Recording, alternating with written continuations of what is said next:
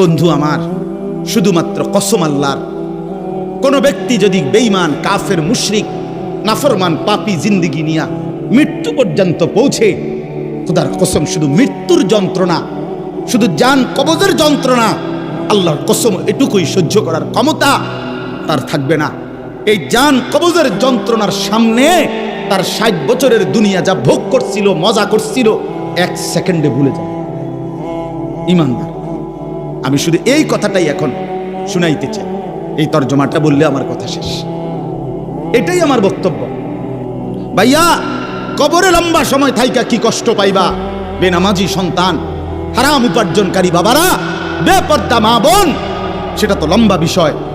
হাসরের মাঠ কি পরিমাণ লম্বা, মিজানের পাল্লার সময়টা কি পরিমাণ কঠিন হবে, আমল নামাটা যখন বাম হাতে দেয়া হবে তখন কি পরিমাণ চিৎকার করবে।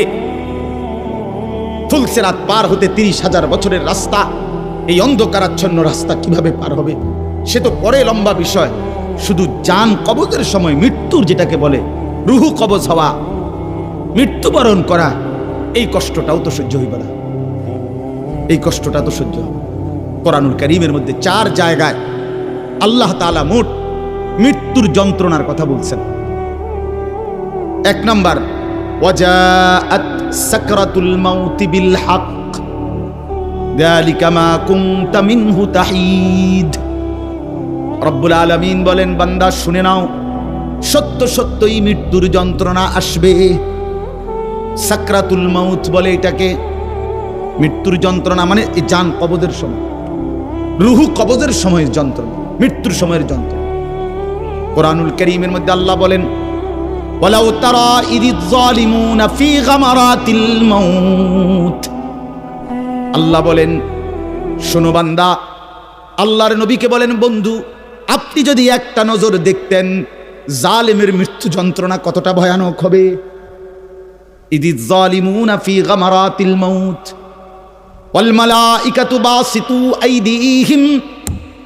ফেরেশতারা ওই নাফরমান পাপীকে ডাক দিয়ে বলবে, হাত বাড়িয়ে বলবে ফেরেশতারা, আখরিজু আনফুসাকুম, হে অসৎ আত্মার রূহ, এই নাফরমানের শরীর থেকে বের হও। বের হতে চাইবে না, সারা দেহের মধ্যে নাফরমানের রূহ দৌড়াবে। মালাকুল মউত আজরাইল একটা টান দিয়ে যখন রূহটাকে ছিঁড়ে বের করবে, কলিজা থেকে বের করবে, একটা টানে কণ্ঠনালীর কাছে চলে আসবে। আল্লাহ বলেন, ফালাউলা ইদা বালাগাতিল হুলকুম, কণ্ঠনালীর কাছে যখন রূহটা চলে আসবে, নাফরমান তোর ক্ষমতা থাকলে এবার বাধা দাও না, দাও, বাধা দাও, থামাও তোরে। এ না তোমার বন্ধু, এ না তোমার বাপ, থামাও এরে, এ তো মরে যাচ্ছে, তারে ধরে রাখো, ধরে রাখো। পারা যাবে তো? কথা বলেন না কেন? আল ইয়াউমা তুজজাউনা আযাবাল হুন। আল্লাহর ফেরেশতারা জান কবজের মুহূর্তে, খোদার কসম আল্লাহ বলছে, জান কবজের সময় বলবে, মনে রাখিস না ফরমান, আজকে তোরে কবরে নিয়া চূড়ান্ত তোরে আযাব, শাস্তি ভোগ করাবো। তুই বুঝবি পীড়া কারে কয়।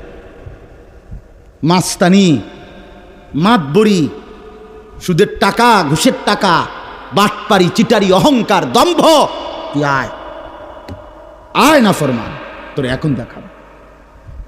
আল ইয়াউমা তুজজাউন, আজকে দেখাবো আযাবাল হুন, লাঞ্ছনা কর আযাব। আও, কবরের প্রথম ঘন্টা, কবরের প্রথম ঘন্টাতেই তুমি বুঝবা আখিরাত কত কঠিন। রাসূলুল্লাহ সাল্লাল্লাহু আলাইহি ওয়াসাল্লাম বলেন, কবরে যেই নাফরমান প্রশ্নের জবাব দিতে পারবে না, 3টি প্রশ্নের, আল্লাহ তাআলা বলবেন, কাযাবা আবদি, ফেরেশতা আমার এই নাফরমান বান্দা মিথ্যা বলেছে। ফাআফরিশুহু মিনান নার ওয়ালবাসুহু মিনান নার, আমার নাফরমান বান্দার কবরে জাহান্নামের বিছানা বিছায় দাও, ওরে জাহান্নামের পোশাক দিয়ে আবৃত করে দাও। ওয়াফতাহু লাহু বাবান ইলান নার, জাহান্নাম বরাবর তার কবর থেকে দরজা খুলে দাও,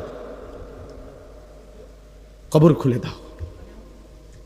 ওফো, আল্লাহর নবী সাল্লাল্লাহু আলাইহি ওয়াসাল্লাম বলেন, তখন কবর তারে, ফেরেশতা যখন তাকে রাইখা যাবে, কবর তারে ডান দিকের মাটি বাম দিকে একটা চাপ দিবে, বাম দিকের মাটি ডান দিকে চাপ দিবে।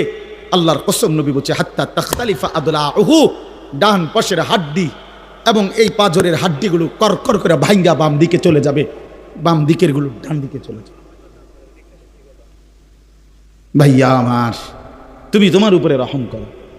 বাপ আমার, আপনাদেরকে বলি, হারামের টাকা উপার্জন করিয়া, সুদের টাকা, কিস্তির টাকা, ঘুষের টাকা, ওজনে কম দেওয়া টাকা, হারাম ব্যবসার টাকা, বাটপারি সিটারির টাকা দিয়া বংশ, ফ্যামিলি, স্ত্রী, সন্তানের জন্য রাখা যাইয়েন না। ওরা আমনেরে বরবাদ করবে, আপনি নিজেও বরবাদ হইলেন, ওরারও বরবাদ করলেন। শুধু শুধু শুধু শুধু আপনি মূল্য পৃথিবীতে কামাই রোজগারই থাকবে, আর পৃথিবীতে যেত রোজগার থাকবে আপনার ফুতেই কামাই করতে পারবো। আপনি হালালভাবে যে দূর পারেন করে দিয়েছে, বাকিটা আপনার ফুতে করবে। না পড়লে মরে যাবে, অসুবিধা কি? না খাইয়া যদি কেউ মরে যায়, তাহলে মৃত্যুবরণ করা তো বেজ্জুতি, ঠিক না? কথা বলেন না কেন? না না, বলেন বলেন। কেউ মরে যাওয়া এটা কি শরমের কথা নাকি? ভাই বলো, ছেলে বলো। আরে ছি ছি ছি ছি, ওটা মরে গেল, কেমন শরমের কথা এটা? এমন এটার কথা হইলো কোনো? তো তো মরলে কিছে, মনে করেন না খাইয়া মরেই গেছে, তো মরলে কিছে? মরণ কি শরমের কিছু? তো বাপ দাদা 14 গোষ্ঠী মরছে, তো আমি মরলে শুরু কি? আহা, এজন্য বন্ধু আল্লাহ তাআলা বলছেন, ওয়ালাউ তারা ইযিয যালিমুন।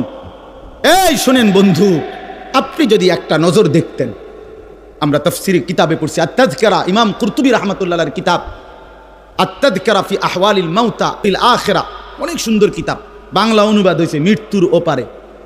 ইমাম কুরতুবীর খুব সুন্দর, অনুবাদটাও অসাধারণ। এই বইটা আছে, ইব্রাহিম আলাইহিস সালাম একবার আজরাইলকে বলছিল, মালাকুল মউত আজরাইল, নাফরমানের জান কবজ করবার সময় তুমি যেই চেহারাটা হয় তোমার, ওটা আমার একটু দেখাও।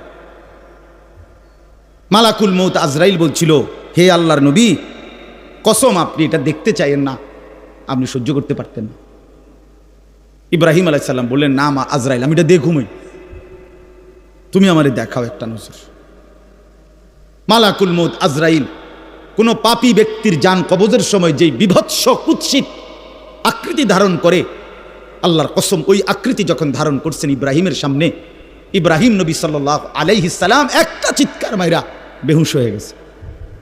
লম্বা সময় পরে যখন হুঁশ আসছে, তো আমি নিজে পড়ছি কিতাবে, আরবি কিতাবে, ইব্রাহিম আলাইহিস সালাম আল্লাহকে বলছে, আয় আল্লাহ, আপনার জাতের কসম মাওলা, কোন নাফরমান পাপী তার কবরের আযাব, আখিরাতের আযাব, জাহান্নামের আযাব কিছুই লাগবে না, শুধু মালাকুল মউত আজরাইলের এই বিভৎস দৃশ্য যদি সে একবার দেখে, তো তার 60 বছরের নাফরমানির শাস্তির জন্য এটাই যথেষ্ট।